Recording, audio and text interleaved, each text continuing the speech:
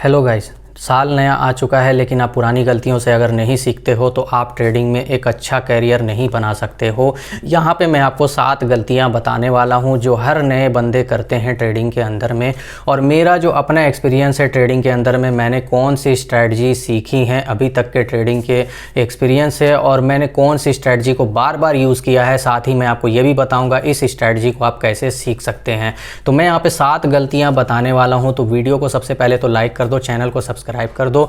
नया साल आ चुका है लेकिन आप पुरानी गलतियों को दोहराते रहते हो, पुरानी गलतियों से सीखते नहीं हो। यहाँ पे मैं आपको 7 गलतियाँ बताने वाला हूँ। सबसे पहला जो हमारा मिस्टेक है, मैं आपको जहाँ तक बता दूँ कि मिनिमम डिपॉजिट बहुत सारे लोग नहीं जानते हैं। बहुत सारे लोग बस नए पहले दिन से स्टार्ट करते हैं लेकिन मिनिमम डिपॉजिट नहीं करते हैं। 10,000, 20,000, 50,000 मैक्सिमम जितना भी डिपॉजिट अमाउंट वहाँ पे होता है किसी भी ब्रोकर के अंदर में। मैं कोई ब्रोकर का नाम नहीं ले रहा हूँ, आप चाहे कोई भी ब्रोकर यूज़ करते हो, वहाँ पे आप मिनिमम डिपॉजिट नहीं करते हो बल्कि एक बड़ा अमाउंट सबसे पहले आप इन्वेस्ट कर देते हो। तो आपको मिनिमम डिपॉजिट ही करना चाहिए। अगर वो अमाउंट आपका पूरा का पूरा लॉस हो जाता है तो सेकंड टाइम भी आपको मिनिमम डिपॉजिट ही करना चाहिए। इससे होता ये है कि आप बार बार डिपॉजिट करने के बाद ट्रेड करते हो और आप अपनी गलतियों से सीख के बहुत सारे नॉलेज गेन कर सकते हो और फिर आगे चल के आप मुनाफा बनाओगे अगर आप बड़ा अमाउंट लगाओगे तो, है ना। तो छोटे अमाउंट लगाने से ये होता है कि आप बार बार जब डिपॉजिट करते हो तो आपको जो भी मुनाफा या नुकसान होता है तो आप उससे सीख सकते हो। लेकिन बहुत सारे लोग ऐसा करते हैं कि पहले ही बड़ा अमाउंट लगा देते हैं तो बाद में अगर आप सीख भी जाओगे, मान लो कि साल 2 साल ट्रेड करने के बाद आप सीख भी जाओगे, क्योंकि ये जो लाइन है यहाँ पे आप 1 से 2 महीने में नहीं सीख सकते हो, साल 2 साल लग जाते हैं सीखने में। बहुत सारे लोगों को तो 4 साल 5 साल भी लग जाता है। तो 5 साल तक अगर मान लो आप बड़ा अमाउंट डिपॉजिट करते रहोगे, मिनिमम डिपॉजिट नहीं करोगे, बड़ा से बड़ा अमाउंट डिपॉजिट करते रहोगे तो 5 साल के बाद सीखने के बाद भी आपको मुनाफा नहीं हो सकता है बल्कि आप कर्जे में डूब जाओगे।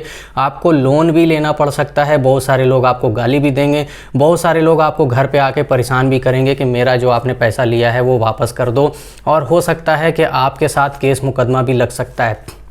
तो ये सारी चीज़ों से बचो। मिनिमम डिपॉजिट एक बहुत बड़ा चीज़ है ट्रेडिंग के अंदर में। आप जब तक बिगिनर हो, क्योंकि आप ये वीडियो देख रहे हो तो मतलब कुछ ना कुछ आपको जानकारी की ज़रूरत है, तो इसलिए मिनिमम डिपॉजिट बार बार करो, चाहे आपका लॉस पूरा हो जाए। लेकिन आपको जब नए से शुरू करना है तो मिनिमम डिपॉजिट ही करना है। जितना बार भी आपका लॉस होता है आप मिनिमम डिपॉजिट अमाउंट ही सेलेक्ट करना। तो पहला जो टॉपिक है याद रखना। अब दूसरा टॉपिक मैं आपको बताने वाला हूँ, स्टॉप लॉस।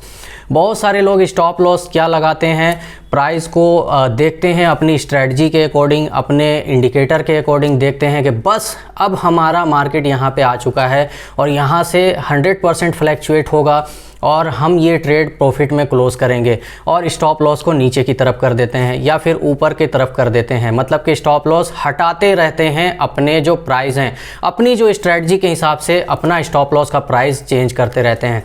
तो सबसे पहले अगर आपको स्टॉप लॉस को समझना है तो आपको अपने जो एवरेज प्रॉफिट हैं उसको समझना पड़ेगा। आप एवरेज एक दिन में कितना प्रॉफिट बनाते हो वो आप ध्यान में रखो। मान लो कि आप एवरेज प्रॉफिट 10 रुपये का करते हो तो आपको 5 रुपये से ज़्यादा स्टॉप लॉस नहीं लेना है। मतलब कि प्राइस कुछ भी हो और अगर आपका 5 रुपये से ज़्यादा स्टॉप लॉस हो रहा है तो आपको मैनुअली वहाँ पे क्लोज करके निकल जाना है। साथ ही आप अपने स्टॉप लॉस को सेम डे में रिकवर करने की कोशिश मत करो। सेम डे में 50% अगर स्टॉप लॉस भी रिकवर हो जाता है तो बहुत बड़ी बात है, लेकिन बहुत सारे लोग करते ये हैं कि सेम डे में स्टॉप लॉस को रिकवर करने की कोशिश करते हैं। अपने जो स्टॉप लॉस हैं उसके 50% अमाउंट को सेम डे में रिकवर कर लेते हो तो बहुत बड़ी बात है। पूरा का पूरा भी अमाउंट बहुत सारे करते हैं जो एक्सपीरियंस होल्डर हैं, लेकिन मैं इसको रिकमेंड नहीं करूंगा। साथ ही अपने जो ट्रेड लॉट साइज हैं वो छोटे लिया करो, ठीक है। तो दूसरा जो टॉपिक है ये आप अच्छे से समझ लो, ये बहुत ज़्यादा नॉलेजफुल है क्योंकि आपको स्टॉप लॉस अगर बार बार हिट होता है, बहुत सारे लोग इंट्राडे करते हैं तो इंट्राडे में बार बार स्टॉप लॉस हिट होता है, तो इंट्राडे के अंदर में वैसे स्टॉप लॉस नहीं लगाना चाहिए बल्कि जो आपका एवरेज प्रॉफिट है उसका 50% ही स्टॉप लॉस आप लेना। मतलब कि 50% आपको लॉस हो रहा है। जैसे अब मान लो $10 अगर फॉरेक्स ट्रेडिंग के अंदर में देखें प्रॉफिट हो रहा है, एवरेज प्रॉफिट आप $10 करते हो हर दिन में, उससे ज़्यादा नहीं करते हो, तो आपको $5 से ज़्यादा लॉस भी नहीं लेना है। $5 से ज़्यादा अगर लॉस हो रहा है तो वहाँ पे कोई भी स्ट्रैटेजी फॉलो नहीं करनी है, कुछ भी इंडिकेटर वगैरह आपको यूज़ नहीं करना है अपने प्राइस को मैनेज करने के लिए। आपको स्टॉप लॉस क्लोज कर देना है मैनुअली, ठीक है। इससे ज़्यादा नहीं जाना है, 50% से ज़्यादा स्टॉप लॉस नहीं लेना है। ये जो टॉपिक है अच्छे से याद कर लो। अब तीसरा जो हमारा टॉपिक है ट्रेडिंग टाइम को लेकर के, बहुत सारे लोग बहुत बड़ा अमाउंट लगा के सोचते हैं कि मुझे प्रॉफिट हो जाएगा, बहुत ज़्यादा लॉट साइज भी लेते हैं, ये भी चीज़ इसमें ऐड कर लो, ठीक है। तो बड़ा लॉट साइज या फिर बड़ा अमाउंट लेने से आपको मुनाफा नहीं होगा, बल्कि आपको ट्रेडिंग का टाइम चेंज करना पड़ेगा। आप अपने जो ट्रेडिंग टाइम सेलेक्ट करते हो, जैसे मान लो आप पूरा इवनिंग का समय है ना, इवनिंग का समय आप अगर सेलेक्ट करते हो तो आपको मुनाफा तो होगा, लेकिन आप इवनिंग के टाइम को छोड़ के आप रात में आधी रात को ट्रेड करते हो या फिर सुबह सुबह ट्रेड करते हो तो उस टाइम पे ज़्यादा वॉल्यूम नहीं रहती हैं। ट्रेडिंग टाइम को लेकर के जो मेरा मकसद है बताने का, वॉल्यूम वाला जो टाइमिंग है वो आपको सेलेक्ट करना चाहिए, ठीक है। बल्कि कभी भी आप मार्केट में आए और बस ट्रेड लगाना शुरू कर दिया, ऐसा नहीं होता है। मार्केट में जब बहुत ज़्यादा वॉल्यूम रहती हैं वैसे टाइम को आपको सेलेक्ट करना चाहिए, मतलब कि जो ट्रेडिंग टाइम है आपका वो आप चेंज कर लो। दोपहर के समय में 1:30 बजे से 2:30 बजे या 3:30 बजे तक ट्रेड होता है, बहुत ही अच्छा मार्केट मूव करती है। और इसके बाद 3:30 के बाद थोड़ा कम मूवमेंट होता है, लेकिन इवनिंग में 6:30 से और रात 9:30 बजे तक मार्केट बेहतरीन मूव करती है। इसके बाद अगर आप ट्रेड को होल्ड करते हो तो आपको लॉस हो सकता है। इससे पहले आप मार्केट में ट्रेड करके बाहर हो जाओ अगर इंट्राडे करते हो तो, ठीक है। अगर आपने पोजिशनल ट्रेडिंग की है या स्विंग ट्रेडिंग की है तो आपको उसके हिसाब से मैनेज कर लेना चाहिए। लेकिन जहाँ तक मैं इंट्राडे में देखता हूँ कि लोग हर टाइम पे बस अपना फ़ोन या लैपटॉप लेके बैठे होते हैं, ट्रेड करते रहते हैं। तो आपको ट्रेडिंग का जो टाइम है वो चेंज करने की ज़रूरत है। आपको वॉल्यूम वाला जो टाइमिंग है वो सिलेक्ट करना चाहिए। दोपहर के समय के लिए मैंने बताया 1:30 से 3:30 के बीच में मार्केट अच्छा मूव करती है। इवनिंग में 6:30 से 9:30 में मार्केट अच्छा मूव करती है। वॉल्यूम वाले टाइम पे ही ट्रेड करना चाहिए, क्योंकि ट्रेडिंग का जो टेक्निकल एनालिसिस है वो उसी टाइम पे अच्छा वर्क करता है। सपोर्ट रेसिस्टेंट भी आपको अगर आप लगाते हो तो उस टाइम पे अच्छा वर्क करता है। तो ट्रेडिंग टाइम को चेंज कर लो और किसी भी टाइम ट्रेड मत किया करो, बल्कि वॉल्यूम वाले जो टाइमिंग है उसी टाइम पे ट्रेड करना चाहिए। तो जो हमारा चौथा टॉपिक है वॉल्यूम वाला पेयर, ठीक है। अब सिर्फ वॉल्यूम वाला टाइम सेलेक्ट करने से नहीं होगा, बल्कि आपको वॉल्यूम वाले पेयर भी सेलेक्ट करने होंगे। बहुत सारे लोगों को मैंने देखा है कि वॉल्यूम वाले पेयर से मुराद है कि गोल्ड या सिल्वर में एंटर कर जाते हैं, लेकिन नए लोगों के लिए गोल्ड और सिल्वर नहीं है। बहुत सारे लोगों को मैंने देखा US30 या डो जोन, इस तरह का बहुत सारा पेयर है जो यूज़ करने लग जाते हैं। तो ऐसा नहीं करना है। आपको वॉल्यूम वाले जो पेयर मैं बता रहा हूँ, जो 4-5 पेयर हैं, इस पर ही ट्रेड करना चाहिए। जैसे कि USD कैड है, GBP USD है, यूरो USD है, USD JPY है। इन सब पेयर में अगर आप ट्रेड करते हो तो बहुत ही अच्छा वॉल्यूम होता है। यहाँ पे हर एक टेक्निकल एनालिसिस वर्क करती हैं और आप यहाँ पे सपोर्ट रेसिस्टेंट फाइंड आउट करते हो। लेकिन वॉल्यूम वाले टाइम पे, है ना, जिस टाइम पे बहुत अच्छा वॉल्यूम आता है उस टाइम पे कोई भी टेक्निकल एनालिसिस अगर आप करते हो इन वॉल्यूम वाले पेयर में तो मार्केट अच्छा मूव करती है, क्योंकि यहाँ पे वॉल्यूम ज़्यादा होता है और बाकी के जो पेयर्स हैं वहाँ पे मूवमेंट नहीं रहती है वॉल्यूम ना होने के कारण। तो वॉल्यूम वाले पेयर ही सेलेक्ट किया करो ट्रेडिंग के अंदर में। 2-4 पेयर को अपना फेवरेट पेयर बना लो, है ना। तो वॉल्यूम वाले पेयर कौन कौन से हैं इसके ऊपर वीडियो पहले से बनी हुई हैं। तो मैं नहीं चाहता हूं कि एक वीडियो में पूरा कंप्लीट जानकारी दिया जाए, क्योंकि बहुत सारे लोग वीडियो को कंप्लीट नहीं देख सकते हैं। आप वीडियो को विदाउट स्किप किए देखना और चैनल को सब्सक्राइब कर दो। वीडियो को लाइक ज़रूर कर देना। जो लाइक का टारगेट है इस वीडियो में कम से कम 100 लाइक करना है, और साथ ही हमारे चैनल को सब्सक्राइब ज़रूर कर लो, क्योंकि ऐसे वीडियोज़ आते रहते हैं। तो अभी जो हमारा 5वां टॉपिक है दूसरों की एडवाइस।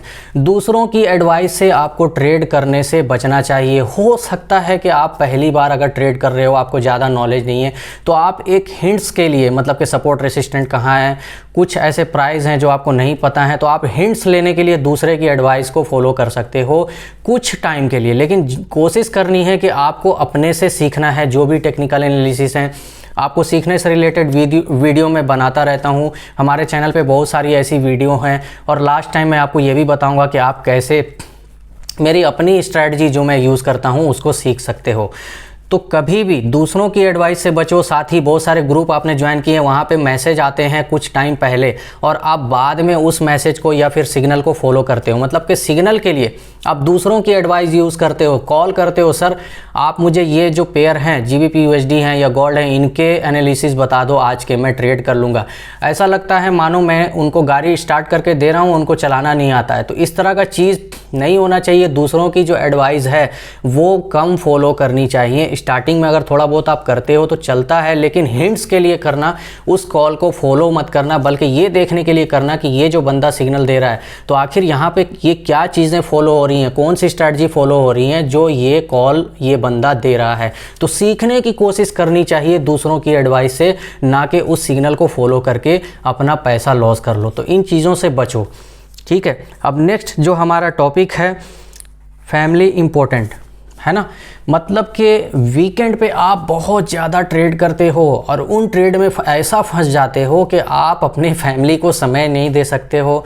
आपको बहुत ज़्यादा इरिटेशन फील होता है, क्योंकि वीकेंड पे थोड़ा बहुत घर से बाहर भी निकलना ज़रूरी है। बहुत सारे लोगों को मैंने देखा है कि पूरा का पूरा दिन भर घर में बिता देते हैं, लेकिन वीकेंड में अगर आप ये काम करते हो तो आपका माइंड कभी भी फ्रेश नहीं हो सकता है। आप नई स्ट्रैटेजी को नहीं सीख सकते हो, बल्कि आप डे बाय डे अंधकार में चले जाओगे। आपको ट्रेडिंग का कोई भी एक्सपीरियंस नया नहीं आने वाला है। वीकेंड पे कम ट्रेड किया करो, फैमिली को टाइम ज़्यादा दो, फैमिली के साथ बाहर जाओ। फैमिली की भी अपनी महत्वपूर्णताएं हैं जो आपको सीखनी चाहिए। फैमिली के साथ टाइम देना सीखो। वीकेंड पे बहुत ज़्यादा ट्रेड नहीं करना है, वीकेंड पे थोड़ा थोड़ा ट्रेड करो। मतलब कि स्टार्टिंग के अगर हफ्ते में आप ट्रेड करते हो तो थोड़ा ज़्यादा लगा सकते हो, लेकिन वीकेंड पे कम से कम ट्रेड करना चाहिए। और कम ट्रेड करने से होता ये है कि वीकेंड के ट्रेड आपके फंसते नहीं हैं, और ना फंसने की वजह से आप सुखी रहते हो। आप फैमिली के साथ अच्छे से घूम सकते हो, उनको समय दे सकते हो। अगर आप ज़्यादा ट्रेड करोगे वीकेंड में तो होता ये है कि आपको ट्रेड में, जैसे कि आपका ट्रेड फंसा हुआ है तो आपको घूमने में मन नहीं लगेगा, बाहर आप जाओगे, फैमिली को ज़्यादा अच्छा से टाइम नहीं दे पाओगे, बातचीत नहीं कर पाओगे। ये सारी चीज़ें बहुत सारे लोगों के साथ हैं। मैंने भी ये प्रॉब्लम स्टार्टिंग में फेस किया है, अब मैं सुधर चुका हूँ। मैं वीकेंड पे बहुत कम ट्रेड करता हूँ। तो वीकेंड पे कम ट्रेड करो और कम ट्रेड करके मार्केट से निकलने की कोशिश करो, जो भी मुनाफा या लॉस हो रहा है, और फैमिली के साथ समय दो, तभी आपका माइंड रिफ्रेश होगा, ठीक है। फैमिली इंपॉर्टेंट है अपनी जगह पे, ट्रेड भी इंपॉर्टेंट है। मैं ऐसा नहीं बोल रहा हूँ कि फैमिली के साथ घूमते रहो। बहुत सारे लोग बस वही गाना गाते हैं, मेरा दिल ये पुकारे, बस ये सारी चीज़ें नहीं करनी चाहिए, ठीक है। बहुत सारे लोगों को मैंने देखा है कि बस वीकेंड पे ट्रेड तो ख़त्म है, सैटरडे संडे लेके मोबाइल बैठे हुए हैं, बाहर फैमिली के साथ घूमना नहीं है। या दोस्तों के साथ, जिनके पास फैमिली नहीं है वो दोस्त के साथ भी घूम सकते हो। ऐसी ज़रूरी बात नहीं है कि आपको बाहर घूमना नहीं है अगर फैमिली नहीं है तो, ठीक है। तो सबसे पहले तो सोशल साइट से बचो। सोशल साइट पे आप बहुत सारी चीज़ें ऐसे देखते हो जो आपको खुद भी नहीं पता कि इससे हमें क्या फ़ायदा होने वाला है। तो बहुत सारे लोगों का मनोरंजन की तरफ ध्यान आकर्षित करके लोगों का टाइम को बर्बाद किया जा रहा है। तो इन चीज़ों से बचो, आप दलदल में मत फंसो। वीकेंड पे कम ट्रेड करो, और वीकेंड पे ट्रेड से बाहर निकलने के बाद फैमिली को टाइम दो, दोस्तों को टाइम दो, बाहर निकलो, ठीक है। माइंड आपका रिफ्रेश होगा। ये चीज़ आप ध्यान में रखना, ये बहुत ही इम्पोर्टेंट टॉपिक है। इसके बाद जो हमारा दूसरा टॉपिक है, स्लीप ऑन टाइम। आपको सबसे पहले ये चीज़ ध्यान रखना चाहिए कि जो भी आप ट्रेड ले रहे हो, आपको सही टाइम पे एग्ज़िट होना है। जब मार्केट में बहुत ज़्यादा वॉल्यूम होती हैं, आपको वॉल्यूम ख़त्म होने के टाइम से पहले एग्ज़िट हो जाना है। इससे होता ये है कि आपको नींद अच्छी लगेगी, आपके जो रात में ट्रेड है वो फंसे नहीं रहेंगे और आप सो सकते हो। बहुत सारे लोगों को मैंने देखा कि रात भर ट्रेड करते हैं, ऐसा नहीं करना है। टाइम पे अगर आप नहीं सोते हो, ट्रेड करते रहते हो, ट्रेड को बार बार एग्जीक्यूट करते रहते हो, लॉट साइज बढ़ाते रहते हो, तो ऐसा नहीं करना। मैंने देखा है कि पुराने ट्रेड में आपको अगर लॉस हो रहा है तो नए ट्रेड लगा के आप उसको रिकवर करने की कोशिश करते हो, और फिर रात के 11:30-12 बज जाते हैं, आप उस ट्रेड में फंसे रह जाते हो, और उसके कारण से आप ठीक से सो नहीं सकते हो। आपको स्टार्टिंग में जब मॉर्निंग में उठोगे तो चिड़चिड़ापन लगेगा, आप लोगों से बात नहीं कर पाओगे। आप कहीं बाहर कुछ काम के लिए अगर जा रहे हो तो वहाँ पे डिस्टर्ब होगा। तो इन सब चीज़ों से बचो। टाइम पे सोना है। ट्रेडिंग के लिए अगर आपको गलत टाइम आपने सेलेक्ट किया है तो आप टाइम पे नहीं सो पाओगे, आप ट्रेड करोगे और आपका जो ट्रेड है फंस जाएगा। उसको लेकर के आपको सोने में प्रॉब्लम होगी, आप ठीक से सो नहीं सकोगे। तो ये चीज़ें नहीं करनी चाहिए। आपको टाइम पे सोने की कोशिश करनी चाहिए। ट्रेडिंग एक अपना अलग चीज़ है, लेकिन सोना एक अलग चीज़ है, वो भी करना ज़रूरी है। मैं वो वाले सोने की बात नहीं कर रहा हूँ, आप गलत मत समझना, लेकिन ये भी एक ज़रूरी चीज़ है जो आपको ध्यान में रख के ट्रेड करना चाहिए। आपके लॉट साइज को बार बार बढ़ाना नहीं चाहिए, बल्कि जो भी मुनाफा या प्रॉफिट हो रहा है, लॉस हो रहा है, वो लेकर के बाहर हो जाना चाहिए वॉल्यूम वाले समय से पहले पहले। जैसे कि 9:30 बजे का टाइम मैंने बताया, उस टाइम तक आपको जितना भी मुनाफा या लॉस हो रहा है आपको उसको एक्सेप्ट कर लेना चाहिए, वरना फिर रात में आप सो नहीं पाओगे टाइम पे। अब नेक्स्ट जो हमारा टॉपिक है, जैसा कि मैंने बताया कि बेस्ट स्ट्रैटेजी मैं आपको बताऊंगा कौन सी होती हैं।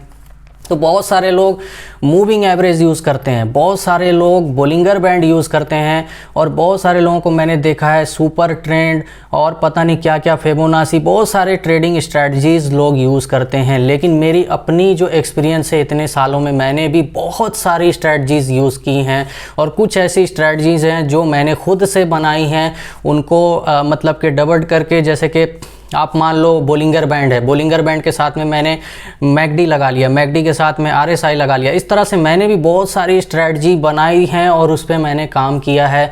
और इन सब स्ट्रैटेजी के बाद जो मुझे इसका निचोड़ मिला है, सबसे ज़्यादा जो अभी तक मैंने स्ट्रैटेजी यूज़ की है, मतलब कि कोई ऐसी स्ट्रैटेजी है जिस पे मैंने बहुत ज़्यादा वर्क किया है, तो वो है डिमांड एंड सप्लाई। ठीक है, डिमांड एंड सप्लाई अगर आप सीख जाते हो तो आपको फिर ट्रेडिंग में कोई भी दूसरा चीज़ ज़्यादा सीखने का ज़रूरत नहीं पड़ेगा। मैं ये नहीं बोल रहा हूँ कि आप हर एक स्ट्रैटेजी को मत सीखो, आप अगर ट्रेडिंग के अंदर में हो तो हर एक स्ट्रैटेजी आपको सीखनी चाहिए, लेकिन डिमांड एंड सप्लाई अगर आप सीख जाते हो तो बहुत ज़्यादा स्ट्रैटेजी आपको सीखने की ज़रूरत नहीं पड़ेगी। तो डिमांड एंड सप्लाई की जो स्ट्रैटेजी है वो कैसे सीख सकते हो, टेलीग्राम या इंस्टाग्राम पे आप हमें मैसेज करो। आप ये सोचोगे कि मैं कोर्स बेचने के लिए ये वीडियो बना रहा हूँ, ऐसा कुछ भी नहीं है बड़े भाई। आपको मैं कोई कोर्स नहीं बेच रहा हूँ, मैं फ्री ऑफ कॉस्ट आपको सिखाने वाला हूँ, लेकिन उसके लिए जो टाइमिंग है सैटरडे संडे का है, क्योंकि जैसा मैंने बताया कि वीकेंड पे मैं भी फैमिली को टाइम देता हूँ, लेकिन सैटरडे संडे के दिन कुछ ऐसे टाइमिंग मैंने रखे हैं जो यूज़र्स को मैं देता हूँ, और लाइव आके मैं हर एक चीज़ उनके मोबाइल पे सेट करता हूँ, बल्कि मैं अपने फ़ोन की स्क्रीन पे भी हर एक चीज़ें करके दिखाता हूँ कि आपको डिमांड एंड सप्लाई कैसे सीखना है, आपको डिमांड एंड सप्लाई से क्या बेनिफिट हो सकता है, डिमांड एंड सप्लाई से कैसे ट्रेड लेना है, सपोर्ट एंड रेसिस्टेंट कैसे फाइंड आउट करना है, स्टॉप लॉस कहाँ पे लगाना है, सारी चीज़ मैं आपको सैटरडे एंड संडे को लाइव स्क्रीन पे सिखाता हूँ।